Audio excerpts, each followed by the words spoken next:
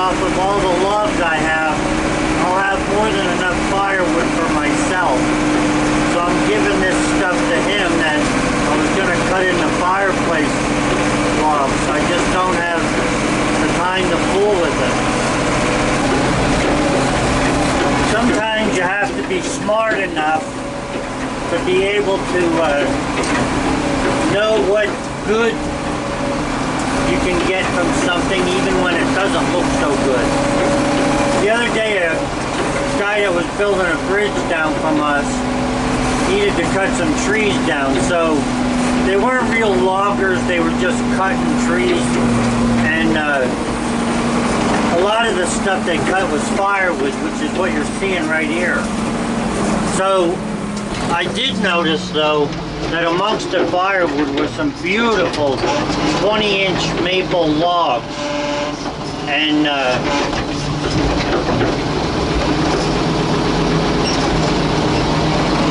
I wanted the maple and he wanted me to take everything, so I just did. So my neighbor will benefit from this firewood. I just don't have the time to cut all this firewood up.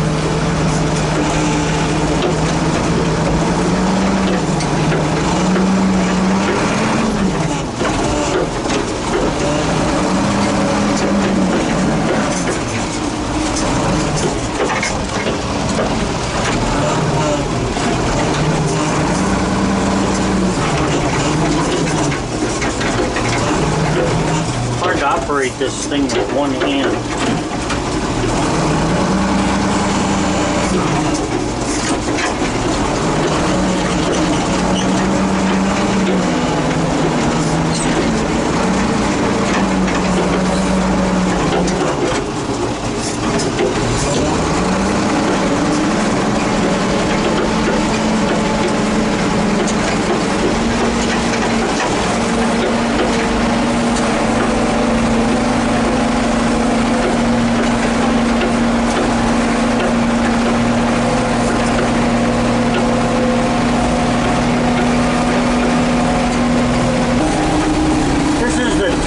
Part of the maple that the bark came off of.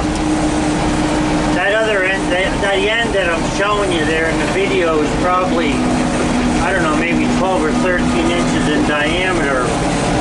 But the other, there's one more piece that I already took for firewood that's about 10 foot long. But then in front of that, or closer to the stump, there were two pieces there that were 16 and 20 inches in diameter, which are really nice and straight with no branches in them. You can see this one cracked after they took it down, but they were using a track hoe to manipulate the logs as they fell. So it doesn't surprise me that it's broken here and there.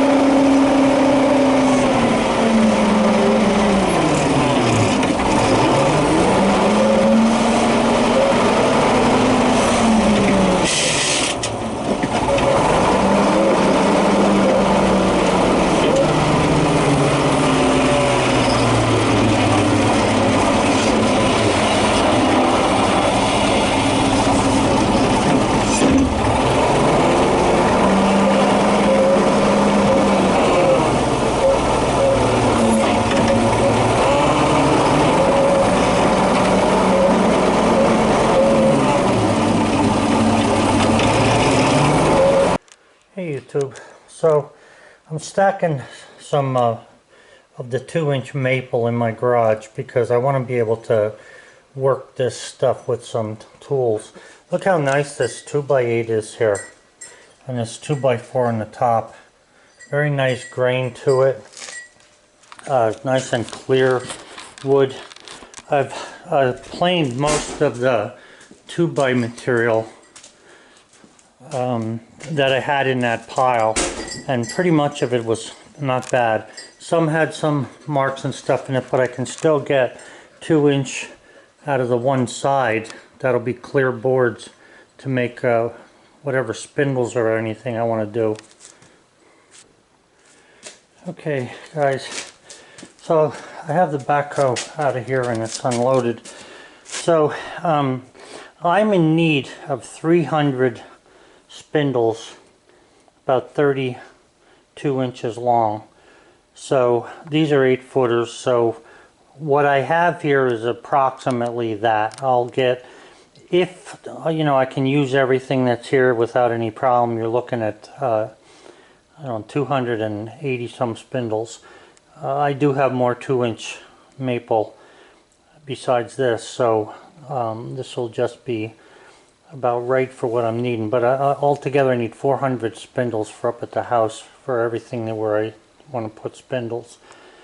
So this is all dried now. All it's a matter of is cutting it. I don't know if I'm going to just square cut them and maybe put a little turning in them here and there, maybe 2 spots, just so it can have a little design, but not too crazy that I got to spend an hour on each one.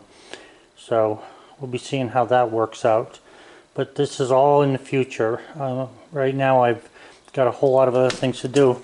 If you remember last year, if you watched my channel, I had cut a tree down, a maple tree that was 100 and some years old. I'm not sure exactly. This was one of the planks from that.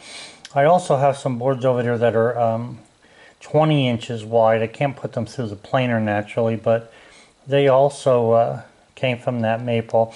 Now that maple's got some really weirdo grain in it because it was twisted so bad. You can see, you know, everything is leaning that direction. It's like, it looks like it almost twisted twice, where the tree grew around itself. Something, I don't know what happened to it. Some guy said a tornado, could have been anything, but regardless, it's all twisted up. And some of the wood that I used last year from it wasn't very stable. It when you put any tension on it, it cracked right away.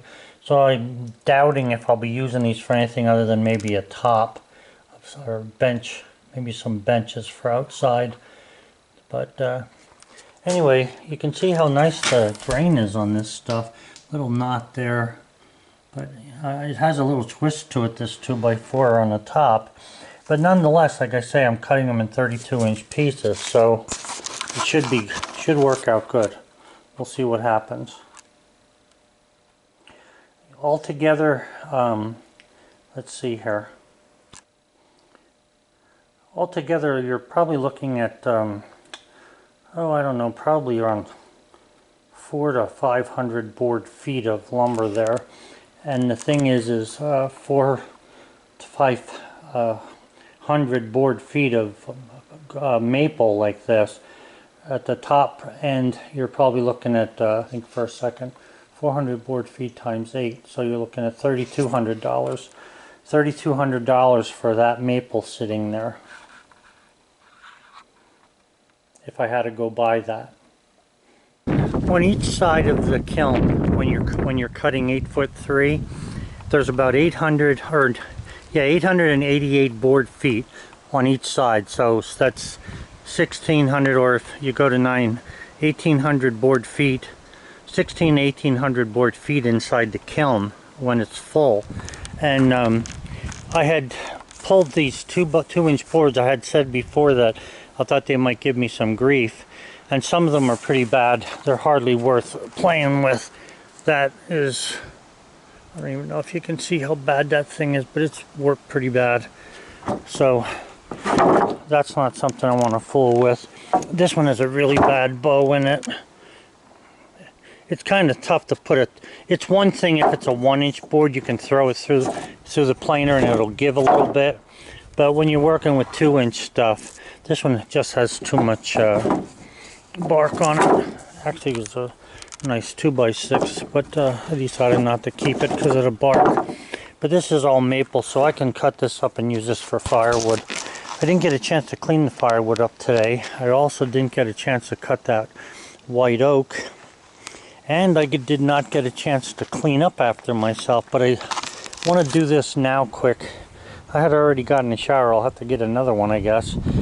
But I need to get this cleaned up because it's supposed to rain tonight, and if it does, this will just be a mucky mess. So I'll clean that up. This is that maple boards I was talking about. They're 8 foot long, way too wide. It's 17.5 inches wide there to put through the planer. So I'm not sure what I'm going to do with these. Maybe I'll make some signs out of these that I might need for something. But sure are nice. You can imagine what it was like back in the day when Americans first started cutting trees down for homes and stuff. I know they made a lot of log cabins. They didn't do much sawmilling in the very beginning, but till the sawmill came around and they started sawing, man, they had some beautiful boards. I have a video from NELMA, which is the Lumber Grader Association, and shows some of the really beautiful boards they got. Wider than this. They were taking white pine, not a knot in it. Unbelievable. Really nice stuff.